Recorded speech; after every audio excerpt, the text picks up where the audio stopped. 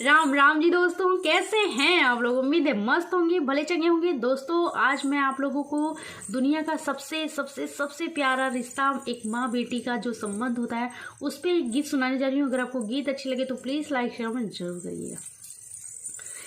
नैहर में केहू के पुछाई नहीं बाय, हाँ जी नैहर में केहू के पुछाई नहीं बाय।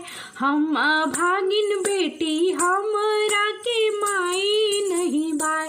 हम भागिन बेटी हमरा के माई नहीं बाय। हाँ जी नैहर में केहू के पुछाई नहीं बाय। हाँ जी नैहर में केहू के पुछाई नहीं बाय। हम भागिन बेटी हमरा के माई नहीं बाय।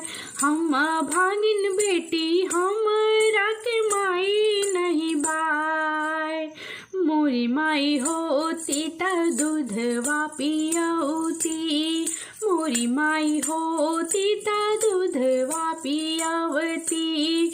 दूधवा में जैसे मलाई नहीं बाय। हाँ जी दूधवा में जैसे मलाई नहीं बाय।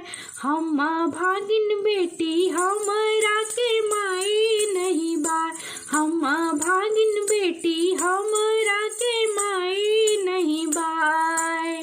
नैहर में केहू के पुछाई नहीं बाय। हाँ जी नैहर में केहू के पुछाई नहीं बाय। हम भागिन बेटी हमरा के माई नहीं बाय। मोरी माई होती त अचरा ओढ़वती। मोरी माई होती त अचरा ओढ़वती। अचरा के जैसन रजाई नहीं बाय। हाँ जी अचरा के जैसन रजाई नहीं बाय। हम भागिन बेटी हमरा के माई नहीं बाय। हम भागिन बेटी हमरा के माई नहीं बाय। नैहर में केहू के पुछाई नहीं बाय। हाँ जी नैहर में केहू के पुछाई नहीं बाय। हम भागिन बेटी हमरा के माई नहीं बाय। मोरी माई होती त दुख सुख सुनती। मोरी माई होती त दुख सुनती। दूसरा से कहे में बड़ाई नहीं बाय। हाँ जी दूसरा से कहे में बड़ाई नहीं बाय। हम भागिन बेटी हमरा के माई नहीं बाय। हम भागिन बेटी हमरा के माई नहीं बाय।